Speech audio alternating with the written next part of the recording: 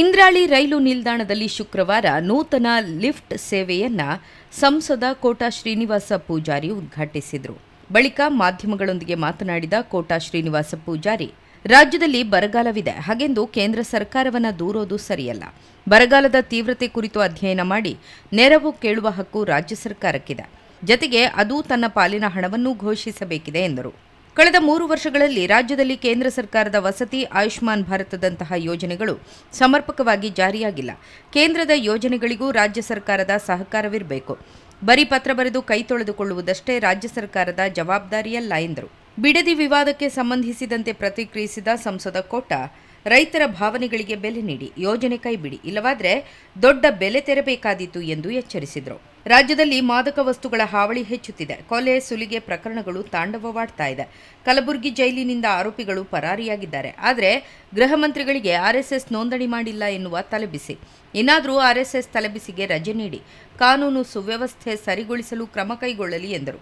ಭಾರತೀಯ ರೈಲ್ವೆಯೊಂದಿಗೆ ಕೊಂಕಣ ರೈಲ್ವೆ ವಿಲೀನ ಸಂಬಂಧ ಉಡುಪಿ, ದಕ್ಷಿಣ ಕನ್ನಡ, ಉತ್ತರ ಕನ್ನಡ ಜಿಲ್ಲೆಗಳ ಸಂಸದರು ಪ್ರಯತ್ನಿಸುತ್ತಿದ್ದಾರೆ. ಇತ್ತೀಚೆಗೆ ಮುಖ್ಯಮಂತ್ರಿ ಡಿಕೆ ಶಿವಕುಮಾರ್ ಅವರಿಗೂ ಮನವಿ ಸಲ್ಲಿಸಿದ್ದು ಸಕಾರಾತ್ಮಕವಾಗಿ ಸ್ಪಂದಿಸಿದ್ದಾರೆ. ಕೇರಳ ಹಾಗೂ ಗೋವಾ ಸರ್ಕಾರ ತಮ್ಮ ಪಾಲನ್ನು ವಾಪಸ್ ಮಾಡಿವೆ. ಕರ್ನಾಟಕ ಹಾಗೂ ಮಹಾರಾಷ್ಟ್ರ ಸರ್ಕಾರ ಒಪ್ಪಿಗೆ ಸೂಚಿಸಬೇಕಿದೆ. ಜೊತೆಗೆ ವಂದೇ ಭಾರತ್ ರೈಲು ಬೆಂಗಳೂರಿನಿಂದ ಮಂಗಳೂರು ಮಾರ್ಗವಾಗಿ ಕಾರವಾರ ತನಕ ಪ್ರಾಯೋಗಿಕ ಸಂಚಾರಕ್ಕೆ ಪ್ರಯತ್ನ ನಡೆದಿದೆ ಎಂದು ಸಂಸದ ಕೋಟಾ ಶ್ರೀನಿವಾಸ ಪೂಜಾರಿ ತಿಳಿಸಿದರು.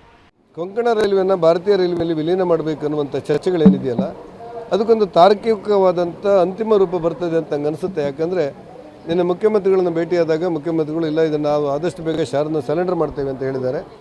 ಆವಾಗ ಕರ್ನಾಟಕ, ಗೋವಾ ಮತ್ತು ಕೇರಳ 3 ರಾಜ್ಯಗಳು ಶಾರ್ ಸರೆಂಡರ್ ಮಾಡಿದಾಗ ಆಗುತ್ತೆ.